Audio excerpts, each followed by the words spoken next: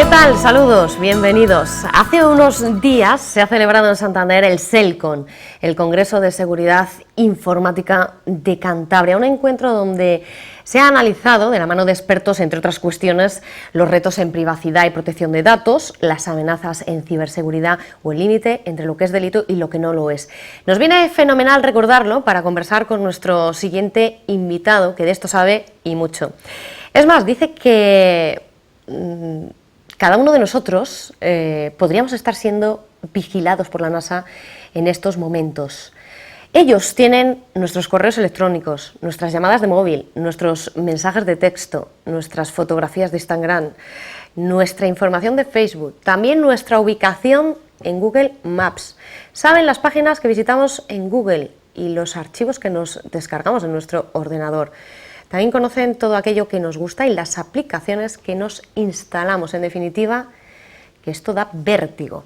Sobre ello vamos a hablar durante los próximos minutos con nuestro siguiente invitado, que va a intentar abrirnos la mente.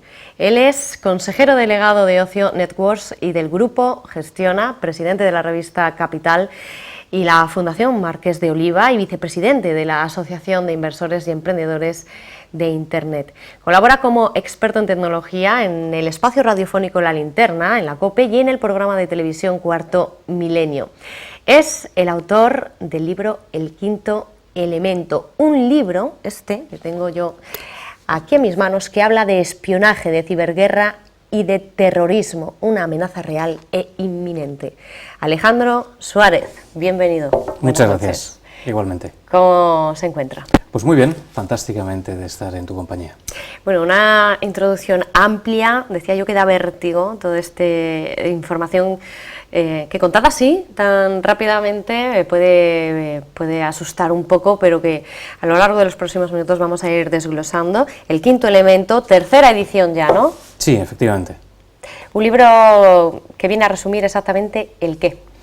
Bueno, un libro que viene a alertarnos en cierta manera sobre la cara B que tiene, al final el mundo de la tecnología es como un viejo disco de vinilo que nos vendían el single por la cara A, la canción más conocida, que es la que todos disfrutamos. Tenemos nuestro tablet, nuestro teléfono móvil con un montón de opciones, nos conectamos a Internet y a las redes sociales, pero tiene también una cara B, que es el mal uso que se puede hacer de todas estas nuevas tecnologías por parte de ciberdelincuentes, de terroristas, de los amigos de lo ajeno o de grandes empresas y grandes corporaciones que abusan de la privacidad y del poder que les da la tecnología. Parece que fue ayer cuando empezamos a usar de forma constante y habitual en nuestras vidas Internet, y hoy en día estamos hablando de terrorismo y de ciberguerra. Bueno, es que se ha creado un mundo totalmente paralelo, ¿no? En paralelo al mundo físico existe una réplica total, que es el mundo virtual, en el que todo lo que estamos haciendo en el mundo físico tiene un espejo y tiene una capacidad de hacerse. Las cosas buenas, por supuesto, y también las cosas malas, eso es indudable. ¿Qué quieres transmitir al lector exactamente con este libro, con El Quinto Elemento? Pues en cierto modo transmitirle que tiene que ser más consciente de las cosas que hace. Hemos entrado en el mundo de Internet y en el mundo de la tecnología un poco como elefantes en una cacharrería, y muchas veces somos nosotros nuestros principales enemigos y hacemos auténticas barbaridades que nos ponen en entredicho y nos ponen en riesgo.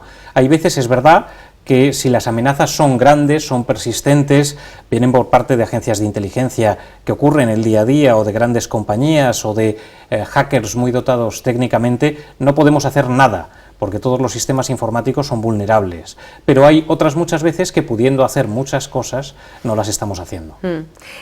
Yo decía al inicio, en la presentación, que conocen tantísimas cosas de nosotros a través de los perfiles que nos abrimos en las redes sociales, de las aplicaciones también que nos descargamos de Internet, de las páginas que buscamos en los navegadores. ¿Cómo ha sido ese proceso de encontrar la información del usuario por parte de esa gente que está detrás y que va chequeando cada perfil? Bueno, ha sido para ellos ha sido como un Disneylandia, ¿no? Porque realmente si nos ceñimos al mundo del espionaje, para saberlo todo de una persona hace 15 o 20 años, pues uno necesitaba montar un operativo, tener agentes que fueran siguiendo, que fueran analizando información, tener varios vehículos para seguir a una persona 24 horas. Hoy en día todo esto se hace de forma absolutamente automática y simplemente por la monitorización de nuestro teléfono móvil o de nuestro ordenador tienen mucha más información de la que somos conscientes. Si alguien tiene acceso a mi teléfono móvil, sabría que estoy ahora mismo aquí contigo tomando un café y que hemos estado en el mismo sitio a la misma hora, tendría acceso a mi agenda, a mi correo electrónico, a mi lista de amigos, las llamadas recibidas, las llamadas enviadas, los mensajes que mando, los mensajes de WhatsApp, prácticamente todo, incluida la ubicación de dónde estoy en cada minuto del día. Podría ir construyendo poco a poco un completo historial de quién soy, qué hago, con qué me relaciono, qué motivaciones tengo y qué actividad tengo a lo largo del día. ¿Podemos frenarlo? No podemos. Lo que tenemos es que aprender a convivir con unas nuevas circunstancias que son las que nos hemos creado. Porque claro, lo de plantearte ahora me voy a borrar el perfil en las redes sociales, voy a intentar tener menos presencia en Internet, ¿nos resulta tan difícil? Bueno, es irrelevante porque eso al final solo es una pequeña parte de todo esto y la más obvia. Para borrarnos de Internet tendríamos que borrarnos del mundo y eso sería renunciar al ordenador, al teléfono móvil. Al progreso, ¿no? Sí, renunciar a ello, que no tendría ningún sentido, pero además incluso renunciar a vivir en una gran ciudad. Porque hoy en día simplemente las cámaras de los cajeros automáticos con sistemas de reconocimiento facial o las cámaras que hay en la vía pública nos pueden tener perfectamente localizados y saber dónde hemos estado en determinados momentos de nuestra vida. Hoy en día estamos totalmente controlados. Cuando en el año 60 y tantos, creo que el 65 o el 64 fue Orwell escribe El Gran Hermano, él hablaba de un televisor como este que tenemos aquí de fondo que nos instalaba el gobierno en nuestro salón para tenerlos controlados en unas horas concretas del día, las que pasábamos en nuestro hogar. Ni siquiera Orwell en aquella época podía pensar que lo íbamos a hacer de una manera más radical, totalmente voluntaria, y que además íbamos a disfrutar haciéndolo. Y uno de los grandes objetos intrusivos que nos acompañará el resto de nuestra vida es nuestro smartphone, un teléfono que lo dice todo de nosotros, que lo llevamos encima y que va dando una información que no somos conscientes toda la información que vamos liberando de nosotros mismos. Hoy en día un teléfono móvil, un smartphone, ya no es sinónimo de teléfono como tal, sino que es sinónimo de ¿qué? De seguimiento, Bueno, un teléfono móvil, un smartphone es un aparato de seguimiento que circunstancialmente sirve para hablar por teléfono. De hecho, la utilidad más tonta que tiene y menos utilizada es esa. Realmente los smartphones sirven para un montón de cosas y hablar por teléfono es una parte casi yo diría que residual. Por poner un ejemplo, un aparato como los iPhone de hoy en día son 1 millón de veces más potente que los ordenadores con los que el hombre fue a la Luna en el Apolo. Ellos lo utilizaron en aquella época para poder ir a la Luna, nosotros llevamos un aparato de estos 1 millón de veces más potente en el bolsillo y pensar que solo sirve para hablar por teléfono sería, yo creo que bastante peyorativo para todos estos aparatos y todo este avance tecnológico de los últimos 40 años. Comienzas tu libro poniendo el ejemplo de Wikileaks, ¿no? A raíz de ahí empiezas a desarrollar muchísima más información. Yo no quiero desvelar mucho del contenido de este libro porque lo interesante es leérselo. Sí que te voy a ir haciendo preguntas que vienen bien desarrolladas en este libro. Lo digo porque supongo que el lector, si le interesan estos temas, si quiere estar al día de lo que viene, de lo que se avecina y en qué punto nos encontramos, lo mejor que puede hacer es leerse El Quinto Elemento. Desde que Microsoft adquirió Skype, la compañía de Bill Gates, ha estado ayudando a la NASA a recibir comunicaciones de usuarios a través de un sistema de vigilancia que es conocido, el PRIMS. Sí, bueno, no la NASA, sino la NSA, que es la Agencia de Seguridad Nacional Americana. La NSA es el gran hermano de Internet, es la compañía, es el organismo público tecnológicamente más avanzado del mundo y es una empresa que tiene la capacidad de servir al gobierno de los Estados Unidos, incluso con la ley por bandera.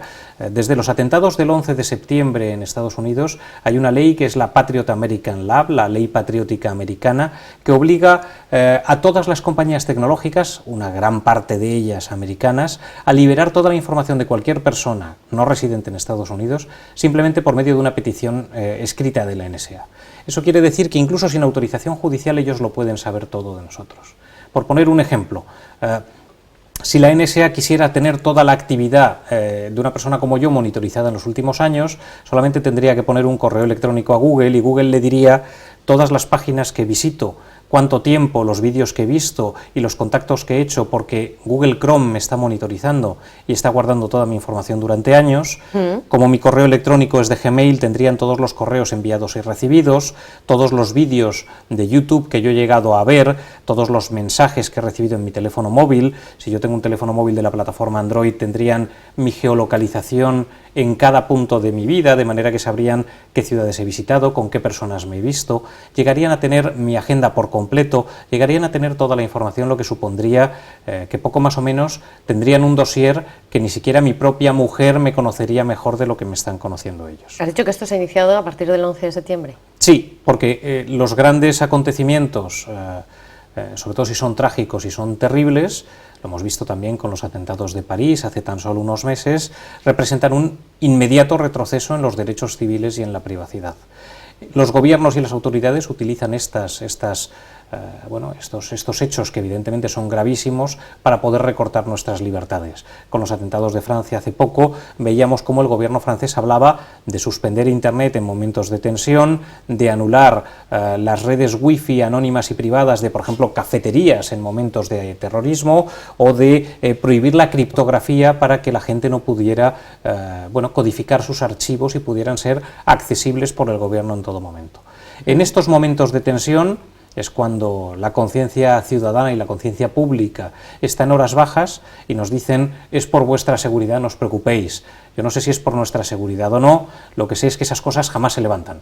El 11 de septiembre del 2001, me parece que fue, ¿no?, el atentado de las Torres Gemelas, inmediatamente trajo después la ley patriótica americana, pero han pasado 14, 15 años, esa ley no la levanta nadie y no la va a levantar nadie, y le da a las autoridades americanas unos poderes casi de omnipotencia. Las grandes plataformas, las grandes multinacionales como Google, como Facebook, como Dropbox, ¿ayudan a pasar información de los usuarios a los Estados Unidos? ¿Colaboran con ellos? Se las pasan en el día a día y minuto a minuto. No, además, es cierto que la ley les obliga, y muchas veces cuando ellos han visto acorralados... ¿La ley les obliga? Exacto, la ley americana les obliga, y es cierto que muchas veces cuando se han visto arrinconados y se han visto obligados a reconocerlo, porque otras muchas veces lo han negado, dicen que se amparan en la ley, que la ley les obliga, pero también es cierto que el que ha vivido en Estados Unidos sabe que ese malentendido patriotismo americano les hace pensar que están haciendo un servicio a su país. Pero sin embargo, estas plataformas también tienen información de usuarios que no son americanos. ¿También les ceden ese tipo de información? Por supuesto, sin ningún tipo de duda. Solamente al gobierno americano. Si un juez español hay un problema y le pide a Google un tipo de información, Google se reserva el derecho de considerar oportuno darla o no darla. Y en un 80% de las ocasiones no las da. Eso pasa con todas las compañías tecnológicas americanas. Sin embargo, en un 99,6% de las veces que el gobierno americano o alguna de sus agencias ha pedido información sobre cualquier persona del mundo a los Google, Twitter, Facebook, Microsoft, estas compañías tecnológicas han procesado y han enviado toda la documentación en tiempo y forma. Es decir, hay una doble velocidad. Y Estados Unidos, que conquistaba el mundo en los años 80 y en los 90 por medio de Hollywood, hoy su Hollywood son las compañías tecnológicas usadas por, en ocasiones, más de 1.500 millones de personas. Facebook lo usan 1.000 y pico millones, WhatsApp creo que ya va por 700 o 800, Twitter debe estar en los 500, sistemas operativos como Windows los usan también más de 1.000 millones de personas en el mundo, Google más de otras 1.500 millones de personas, y esa información toda se recopila solo para un único gobierno, que es el gobierno americano, que hace un uso totalmente personal de la misma, porque ni siquiera necesita una autorización judicial para pedir esa información. ¿No hay ningún límite de barrera, no hay mediación entre el resto de países por invadir la privacidad de otros ciudadanos no americanos? Bueno, hay el recurso habitual que tenemos en Europa de la queja, la pataleta, el aviso de multa o el juicio de monopolio contra estas grandes compañías.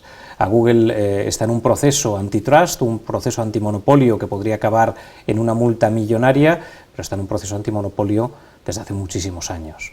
El comisario anterior de competencia en Europa, que era Joaquín Almunia, yo tuve la ocasión de hablar con él de este tema de Google, y el pobre hombre, cuando salió de allí, salió tan harto tan quemado por el lobby de presión de Google y tan frustrado por no haber tomado las medidas necesarias porque se lo habían impedido, pese a ser el comisario del ramo, que a mí me comentaba que no soy consciente, por mucho que pueda creer que lo soy, de los lobbies de poder y la presión que ejerce en la Unión Europea una compañía como Google.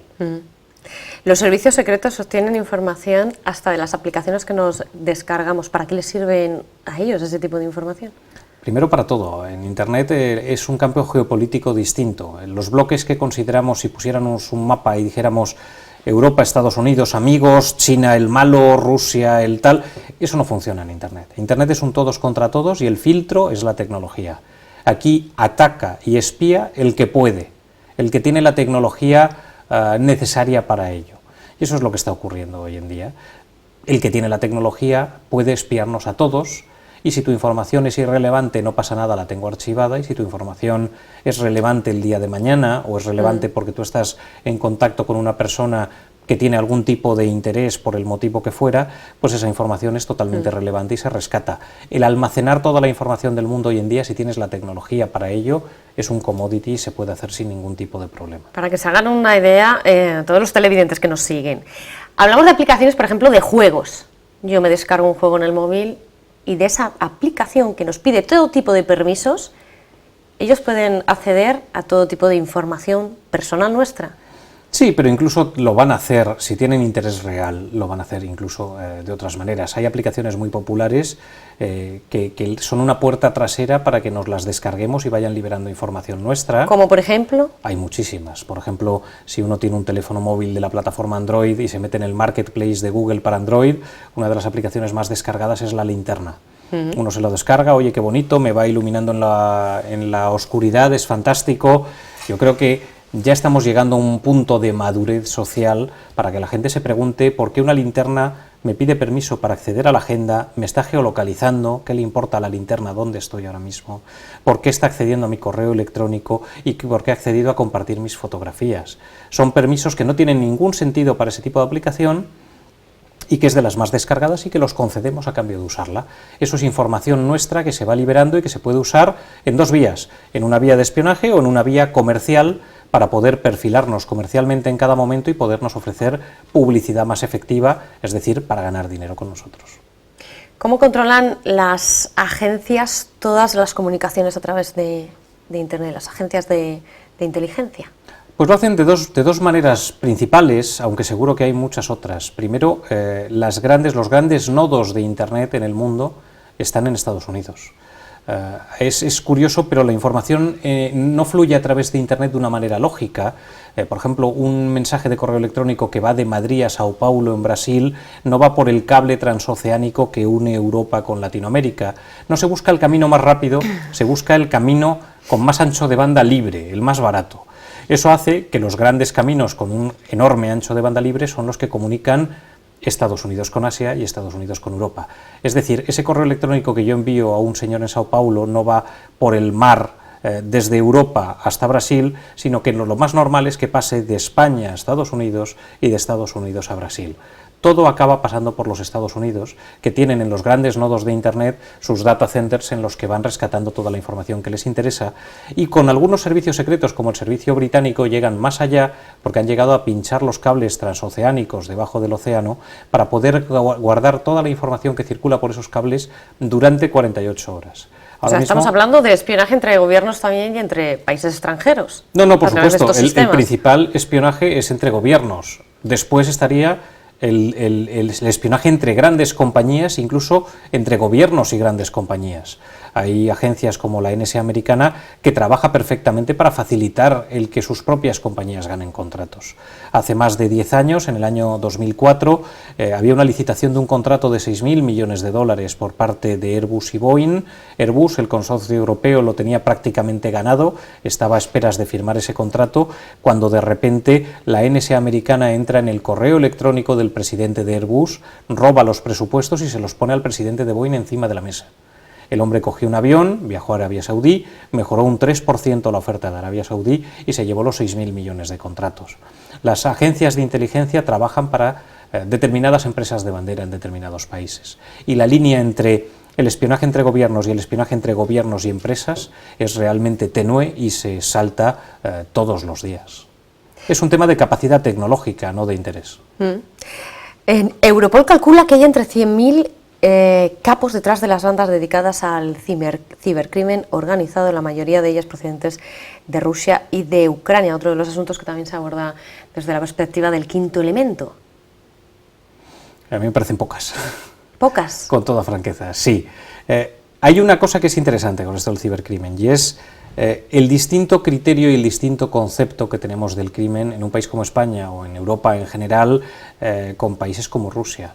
Hay determinadas compañías, hay una muy divertida que se llama Innovative Marketing, una compañía de marketing que se creó en Ucrania y que llegó a facturar en sus mejores años 500 millones de dólares, una cantidad de dinero muy importante. Tenían miles de empleados, un edificio solo para ellos en Ucrania, tenían call centers para atender a clientes en 49 idiomas. Estaban considerados en Ucrania como un ejemplo de emprendedores, de empresarios y de éxito tecnológico. Sin embargo, en la otra parte del mundo, en Estados Unidos y Europa, lo que estaban considerados es como delincuentes, y estaban en la lista de los delincuentes más buscados a nivel tecnológico. Su actividad era hacernos creer que nos habíamos infectado con un virus para luego pedirnos 49 euros por limpiar ese teórico virus que en realidad no existía. Esto era un delito en la mitad del mundo, y la lógica hace pensar que debería serlo, y en otras partes del mundo eran simplemente emprendedores que hacían ingresar en un país como Ucrania millones de euros en divisas casi cada día, y eran considerados un enorme caso de éxito. ¿Ciberataques por dinero? El dinero lo mueve todo. El dinero lo mueve todo y efectivamente... o por poder, ¿no? También. Sí, también. Lo que pasa es que es distinto. No hace falta demasiado dinero si queremos entrar en una cuenta de Facebook, en una cuenta de Twitter, hackear un correo electrónico. En la web profunda, en la Deep Web, hay gente que se ofrece por pequeñas cantidades de dinero, muy habitualmente desde Europa del Este y de algunos países de Latinoamérica. Desde 100 o 160 dólares podemos contratar una persona que nos promete entrar en el correo electrónico en las redes sociales de otra. Eso es algo muy habitual y es casi, yo diría que un juego de niños. Son palabras menores en relación a lo que de verdad se cuece en Internet con mayúsculas. ¿Esta es la profesión del futuro? No, yo creo que la profesión del futuro es precisamente la contraria, el defendernos de todo este tipo de amenazas, no de estas, que son las más leves, podemos decir, sino, por ejemplo, en la protección de infraestructuras críticas que pueden llegar a paralizar un país. En España hay 8.000 infraestructuras críticas a través de Internet. Hablamos de centrales eléctricas, centrales nucleares, sistemas de controles de agua, la bolsa, los sistemas aeroportuarios que regulan el tráfico aéreo, y como todo sistema informático es susceptible de ser atacado. ¿Se puede apagar un país energéticamente a través de Internet, a través de un ciberataque? Bueno, un país no, porque habría que hacer muchos ataques y apagar muchas zonas a la vez, pero una ciudad desde luego. De hecho, ha ocurrido en Brasil, en varias ciudades, durante varios años, grupos de criminales a través de Internet apagaban por la noche las ciudades y pedían rescates económicos a las autoridades por volver a dar la luz. Y esto ha ocurrido no una ni dos veces, sino que ha ocurrido de una manera muy reiterada y muy repetitiva, y uno de los ataques más habituales que hay entre gobiernos es lo que llamamos el mapeo de centrales eléctricas. Es el poder saber exactamente dónde están los nodos críticos de electricidad de un país para, en caso de un conflicto, atacarlos informáticamente de manera directa. Lo cuentas de una manera muy natural, pero a mí me asusta todo esto. Darme cuenta de que todo esto es posible, de que lo tenemos al día, de que ya ha sucedido, y pensar en lo que viene después. Te veo tan relajado, tan tranquilo contándolo, como que lo tienes tan interiorizado, pero es de vértigo. No, yo no creo que sea vértigo. Yo lo que creo es que hay que acostumbrarse a que el mundo ha cambiado y que hay que vivir con ello. Las amenazas van a ser distintas a partir de ahora. Por mucho que podamos ver, y nos parece, y a mí desde luego me parece angustioso, cómo un pirao puede coger un Kalashnikov en París y salir a dar tiros, eso, por mucho que va a seguir ocurriendo, es algo que tiende a extinguirse. Y tiende a extinguirse por una razón que es una razón tecnológica. Es mucho más complicado coger un Kalashnikov, conseguirlo y bajarte a pegar tiros a la calle sabiendo que te van a volar la cabeza a la hora, a la media hora o a los 2 días, da igual, pero que el final es ese, de lo que puede ser intentar un efecto mucho mayor por medio de la tecnología. Por ejemplo, comprar un dron que es algo que vale 1.500 o 2.000 euros, cargarlo con medio kilo de explosivos y estrellarlo contra una central nuclear. Nunca te van a pillar, puedes programar el vuelo, puedes hacerlo desde las montañas de Pakistán y hacerlo en el centro de París igualmente. No corres ningún tipo de riesgo y el daño va a ser millones de veces mayor. Hoy en día la tecnología nos permite todas esas cosas, y que no hayan ocurrido en gran medida y no haya ocurrido una gran catástrofe no quiere decir que no vaya a ser muy inmediata y que tendremos que ponernos, igual que pasó después del 11 de septiembre, a trabajar en las contramedidas que impidan ese mal uso de esa tecnología. ¿Se puede hackear un avión? Ponías un ejemplo con un dron, pero ¿podrían llegar a hackear los controles de un avión? Bueno, ya se ha hecho. Ya se ha hecho. Hace tan solo 6 meses el presidente del Parlamento en Polonia abortó en plena pista de despegue, cuando el avión estaba a punto de elevar el vuelo, abortó el despegue porque sus sistemas del avión habían sido comprometidos de manera informática externa. Es decir, ¿se puede hackear un avión? Es un sistema informático, sin ningún tipo de duda. ¿Se puede acceder a los controles de un ave y cambiar la sensibilidad de las balizas por las que va circulando? No es especialmente complicado, es posible. Es posible. Todo sistema informático es hackeable. Vivimos en un mundo en el que ordenadores de una universidad china entran en satélites militares americanos, siendo esos satélites, digamos, el mayor ejemplo de seguridad que puede permitir la tecnología hoy en día. En el momento que unos chicos jóvenes desde China entran y controlan un aparato de esos a 10.000 kilómetros de altura y toman control de él durante unos minutos, si son capaces de hacer eso, ¿no van a ser capaces de hacer algo que no está protegido y que es mucho menos sensible?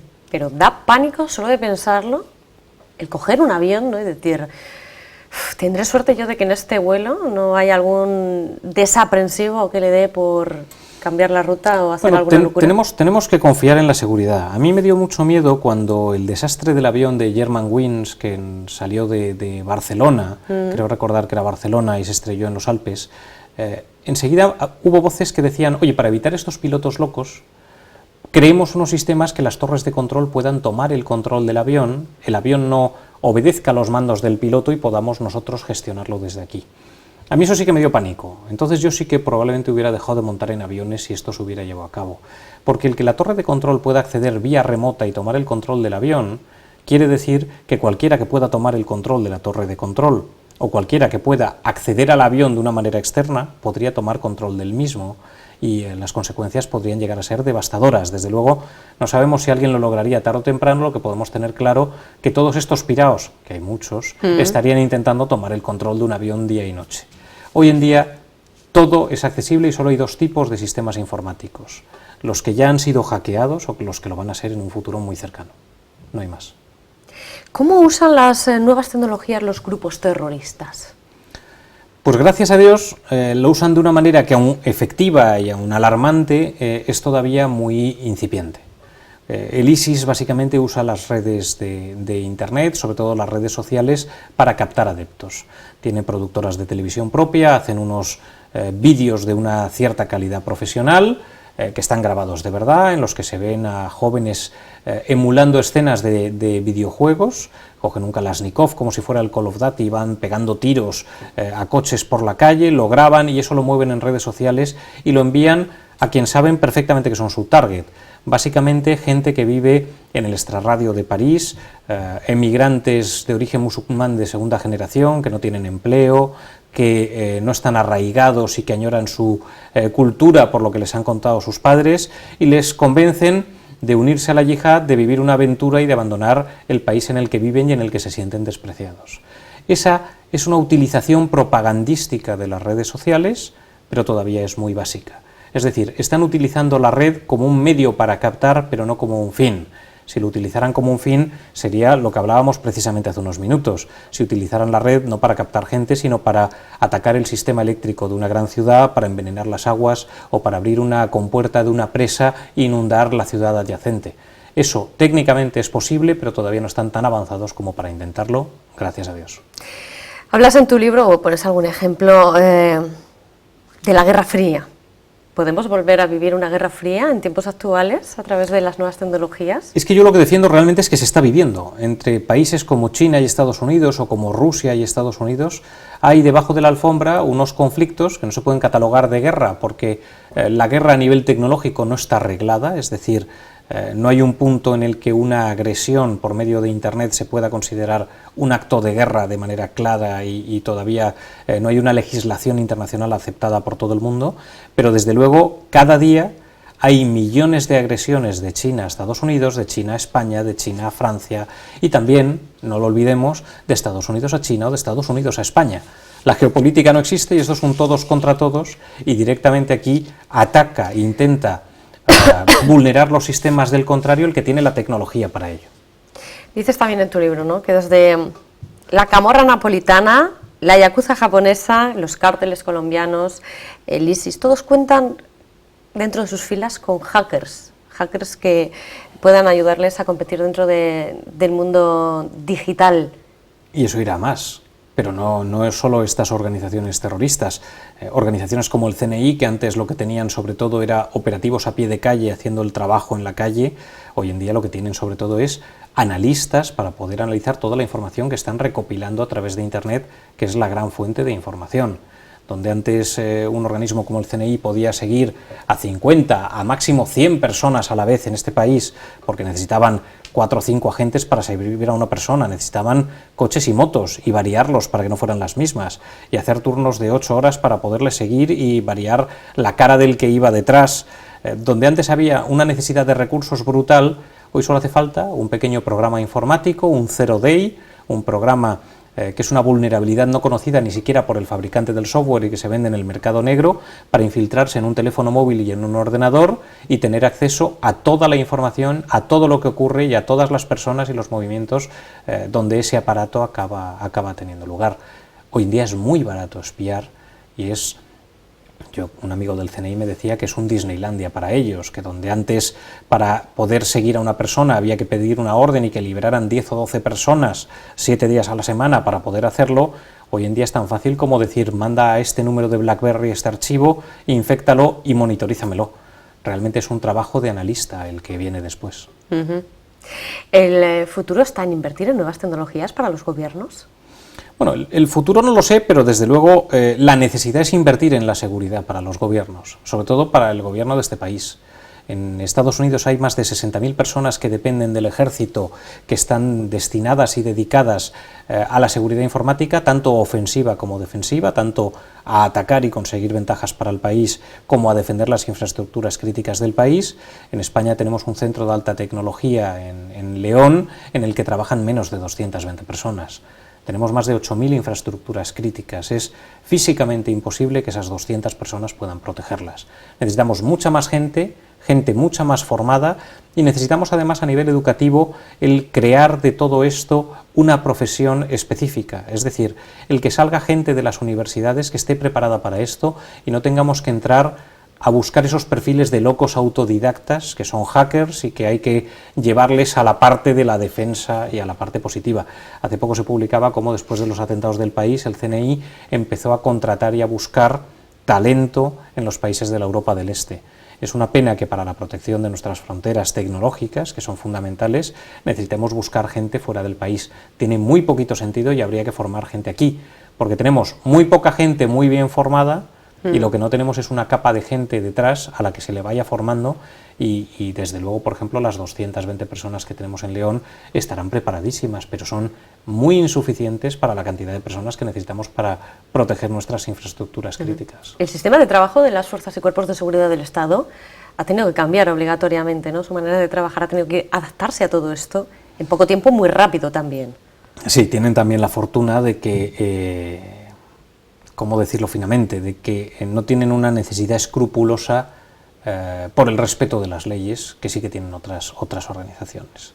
El CNI, la Policía y la Guardia Civil han estado actuando de forma totalmente alegal en este mundo durante muchos años. Sabemos que desde el año 2011 el CNI, la Guardia Civil y la Policía compran en el mercado negro, que es el mismo mercado que nutre a ciberdelincuentes en otras partes del mundo, virus informáticos para poder acceder a nuestros teléfonos móviles y a nuestros ordenadores. Sin embargo, aunque sabemos y tenemos la documentación y las facturas pagadas de esos programas, solamente desde el 1 de diciembre del 2015, hace tan solo un mes y pico, tienen autorización judicial para hacer esto. Eso quiere decir que desde el año 2011 a 2015 se hacía de manera, cuanto menos, y yo lo voy a dejar ahí, alegal. y si no había una ley que lo habilitara, desde luego tampoco había un juez que pudiera autorizar algo que no le autorizaba la ley. Dicho lo cual, durante 4 años esta actividad ha sido totalmente alegal y fuera del alcance y del control judicial.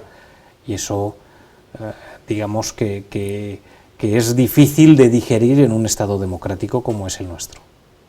Hay otro dato interesante, ¿no? Que marcas en el libro, sobre todo para la gente que lleva marcapasos en el corazón. ¿Se puede hackear también un marcapasos?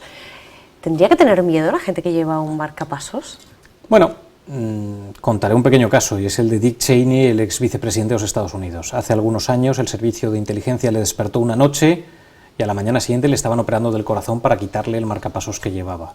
El motivo era un riesgo inminente de atentado terrorista, porque ese marcapasos recibía vía wifi las instrucciones para regular su uso, y había una amenaza creíble que determinaba que ese marcapasos podría llegar a ser atacado para alterar su ritmo y provocarle así la muerte. Le quitaron el marcapasos. Hay más de 60.000 personas en Estados Unidos con marcapasos de ese tipo instalado y más de 200.000 personas en todo el mundo. Son aparatos que trabajan con software. Cualquier aparato que trabaje con software, cualquier aparato que esté conectado a Internet es hackeable, y por supuesto también los marcapasos. Cualquier aparato que esté conectado a Internet es hackeable. ¿Qué pasa con las Smart Cities? Porque Santander es una Smart City. Sí, pero ojo, y no solo los que están conectados a Internet, también aparatos que no están conectados a Internet son hackeables y se han demostrado hackeables. En Irán, las centrales nucleares iraníes, precisamente la norma número 1 es: no las tendremos conectadas a la red, da igual. Acabó apareciendo allí un virus informático que les engañó y les hizo fusionar el núcleo y tiró al traste el programa nuclear iraní. Eso fue una operación hecha por Israel y los Estados Unidos. ¿Y cómo entró el virus? Por medio de unos USB. USB. ¿Alguien lo introdujo? No, alguien se lo introdujo a un ordenador que empezó a replicarlo en otros, con una instrucción clara de determinar si estaba en una central nuclear con un número de ciclos y de núcleos y de una marca, de un fabricante alemán en concreto, o si no. Si después de hacer ese chequeo ese ordenador no era ese, se borraba y se seguía copiando en otros ordenadores. Si llegaba a donde tenía que llegar, como ocurrió, pues solo tenía que alterar los datos. Es decir, esa vieja leyenda de, bueno, lo que no esté conectado a Internet no pasa nada, hoy en día también corres riesgos. Retomando de nuevo las Smart Cities, Santander es una de las Smart Cities. ¿Son ciudades realmente inteligentes o ahora, a la vista de todo esto que estamos conociendo, ya no van a ser tan inteligentes? No, son ciudades inteligentes y vale la pena. Lo que pasa que está muy bien desarrollar un programa de Smart Cities. La pregunta que habría que hacer, y habría que hacérsela probablemente al alcalde de Santander, es: oiga, ya tiene la Smart City, ¿hay una dotación presupuestaria para defender las tecnologías que mueven y que hacen que esta Smart City funcione de ataques exteriores? Que esa es la gran pregunta, ¿no? Muchas veces vamos muy rápido en poner en marcha cosas y muy lentos en pensar que puede haber una amenaza real y persistente. Yo pondré un caso que yo creo que es muy gráfico para todos nuestros espectadores. Un chaval de 15 años en un pueblecito de Polonia, simplemente con un mando a distancia de televisión y por medio de investigar cómo funcionaba el tranvía de su ciudad, llegó a la conclusión de que con ese mando de infrarrojos podía cambiar las vías del tranvía. Iba andando por la calle con el mando de la televisión y iba dando botones, iban las vías haciendo así y así. Empezó a haber todo tipo de accidentes y todo tipo de heridos porque él iba moviendo el tranvía a su antojo hasta que fue detenido. Eso lo logró un chaval de 15 años, como hobby. Es un ejemplo del riesgo que corren hoy en día las infraestructuras y de cómo están protegidas. Si un chaval de 15 años puede lograr eso, un grupo terrorista con una motivación real y con tiempo y finanzas detrás que les den la capacidad tecnológica, cuanto más sofisticada sea una ciudad y más dependa de la tecnología, más posibilidad tienen de atacarla. Tiene que haber detrás un completo sistema de protección de todas estas infraestructuras tecnológicas que habilitan esas Smart Cities. Hablas en tu libro también de la Internet profunda. ¿Qué es exactamente la Internet profunda? Bueno, Internet es como un gran iceberg en el que vemos la parte superficial, que puede ser un 20%, y hay otro 80% que está debajo del agua. Y es esa Internet profunda en el que se encuentra lo mejor y lo peor de cada casa, como puede ser fácilmente deducible. desde contenidos ilegales hasta, hasta zonas a las que hay que acceder por medio de un navegador especial anónimo, que es Tor, hasta temas de pedofilia, compra y venta de drogas. Hay un supermercado en el que todo tiene un precio, todo se compra y se vende. Es ahí donde podemos contratar a un hacker para entrar en una cuenta de Facebook, o donde podemos comprar una droga sintética que nos llega discretamente en un sobre desde Tailandia o desde Asia o desde otra parte del mundo. Incluso contratar a un sicario. También, claro, todo tiene un precio y todo se compra y se vende allí porque se considera que es totalmente anónimo. Sí que es cierto que yo tengo una teoría sobre la Internet profunda, y es que al final es esto de la libertad de la red, ¿no? A mí me hace mucha gracia cuando la gente habla de la neutralidad de la red. La red no es neutral y no lo ha sido nunca. La red la crean los militares americanos y es jugar en casa ajena. Nos invitan a todos y todos quedamos maravillados y creemos que es un poquito nuestra. Pero esto es como cuando en el patio del colegio hay un niño el que tiene el balón y nos lleva a jugar a su casa por las tardes. Oye, sí, tú estás jugando y participas de tú a tú con él, pero cuidado. El balón es suyo y la casa es suya, y tú si te portas mal no juegas. La red profunda es algo muy parecido. Es un sitio de absoluta libertad para lo bueno y para lo malo lo hemos mencionado. Lo bueno puede ser, por ejemplo, cómo los disidentes chinos pueden tener su actividad lejos del control de su propio gobierno, sin ser detenidos, y ahí está lo mejor y lo peor de cada casa, pero efectivamente hay un país, que es Estados Unidos, que cuando hay una amenaza en la web profunda, que es una amenaza de verdad importante, no menudeo, no temas de pornografía infantil o de tráfico de drogas, sino una amenaza real e inminente para el país, logra encontrar a esa gente y la logra detener, mientras el resto de países no pueden. Está la teoría, yo creo que bastante bien fundada, de que ya que tiene que haber un campo donde ocurra todo lo malo, hay alguien que lo ha facilitado para tener la llave de ese campo y poder acceder y tener una ventaja competitiva una vez más en ese campo. Alejandro, nos queda poco tiempo. Yo quería preguntarte, nuestra privacidad ha desaparecido. No sé si podremos llegar a sentirnos seguros a partir de ahora. ¿Podemos? Sí, seguro sí. Lo que tenemos que ser conscientes es que el concepto de privacidad se está redescribiendo. La privacidad era un concepto en el que hace simplemente 20 años el que quería privacidad la podía tener.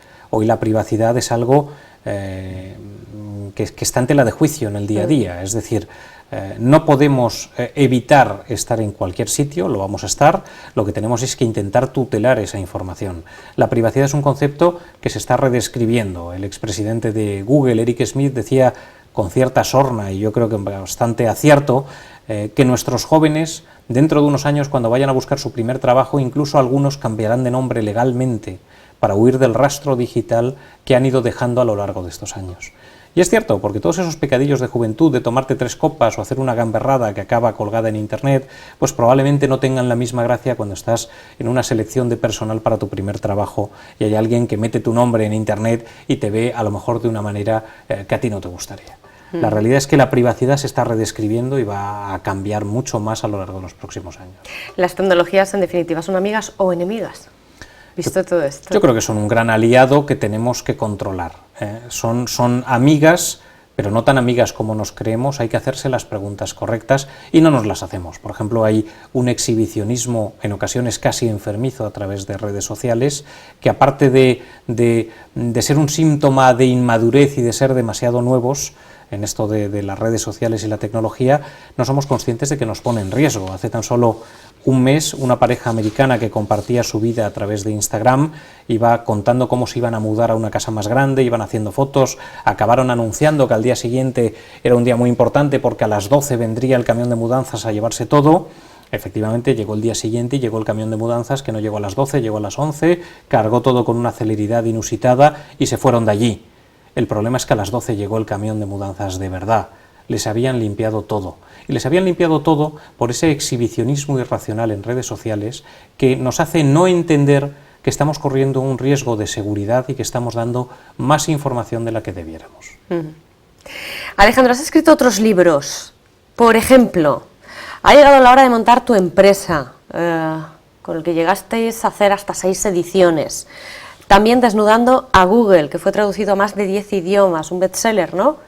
Y Sí puedes, un manual de píldoras motivacionales para emprendedores. Ahora llega el 5.º elemento, un libro bastante diferente. ¿Por qué tu interés en escribir sobre esto? Bueno, no tan diferente. Realmente yo creo que es una evolución de Desnudando a Google. Desnudando a Google alertaba un poco del uso de esta información y de estos datos que hacen las empresas tecnológicas. Y el quinto elemento va un paso más allá. El riesgo no era el que había hace 4 o 5 años, que eran las empresas tecnológicas, y el uso que hacían de esta información. El riesgo es el que los gobiernos, los terroristas, los delincuentes y también las empresas tecnológicas y las empresas unas contra otras están haciendo de toda esta información, y sobre todo no ya tanto de la información, sino de la tecnología y la capacidad de acceso que tienen con nuestros terminales. A España le falta mucho en esta materia, ¿verdad? Nos falta mucho para lo bueno y también para lo malo, ¿eh? Yo creo que hay un halo de esperanza, pero sí que es cierto que vivimos en una situación en la que hay 3 niveles de países: los países más desarrollados y más industrializados, que tienen mucha dependencia de la tecnología, pero también tienen muchos medios de defensa. Un segundo grupo, donde están prácticamente todos los países de Europa, en el que dependemos mucho de la tecnología, pero no tenemos mucha capacidad de defensa. Y un tercer grupo, en el que están los países africanos, los países sin industrializar, que ni tienen tecnología para defenderse ni dependen de ella. Por primera vez en la historia estamos en el grupo malo, porque estamos en el grupo que tiene mucho que defender y tiene poca capacidad de defenderse, y el grupo de países que van por detrás tienen una nula capacidad de defensa, pero tampoco la necesitan a día de hoy. Decías en tu libro también que los crímenes del futuro ya están aquí, que nos queda por ver, ¿qué se nos viene encima? Todo, desde el concepto de policía predictiva y cómo podemos predecir dónde van a ocurrir crímenes para así minimizarlos, que es algo que ya está en marcha en Estados Unidos por medio de algoritmos informáticos en un concepto llamado PREPOL, hasta crímenes basados en nuestro ADN y en nuestro perfil genético. Hoy en día la tecnología nos permite crear virus en un laboratorio que puedan actuar contra el ADN concreto de una persona concreta. Esto de la tecnología avanza y avanza, que es una barbaridad, y avanza para lo bueno y avanza para lo malo.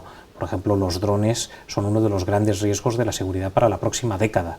Hoy en día cualquiera puede comprar... Ya se han evitado ataques en España también de drones, ¿no? Sí, no solo se han evitado, sino que de hecho se han producido algunos que gracias a Dios eran accidentes, pero podrían no haberlo sido.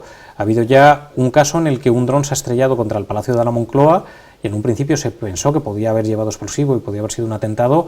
Gracias a Dios no, quedó en un accidente, y lo mismo llegó a pasar en la Casa Blanca. Hoy en día son tecnologías que no tienen una contratecnología que nos proteja, que es precisamente lo que pasó el 11 de septiembre.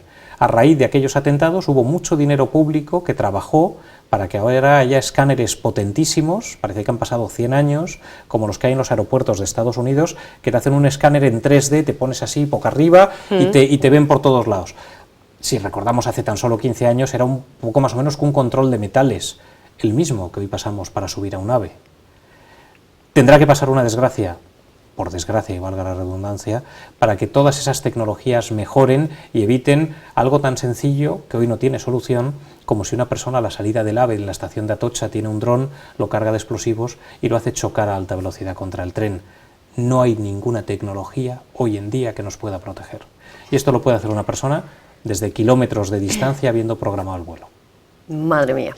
Bueno, si quieren saber más, si quieren informarse más y descubrir las respuestas a muchísimas preguntas, hoy hemos abordado algunas en estos 50 minutos de programa a través de este libro, El quinto elemento, que ya está a la venta por su tercera edición, de Alejandro Suárez Sánchez Ocaña. Ha sido un placer tenerte con nosotros, se nos acaba el tiempo y tenemos que despedirte. Igualmente, se me ha hecho muy cortito además. No sé si quieres, para finalizar, hacer alguna conclusión o dejar algún mensaje un poquito más esperanzador para todos nuestros telespectadores, para irnos con un buen sabor de boca. Yo no sé si más esperanzador, pero sí decirles que hay cosas que nosotros podemos hacer.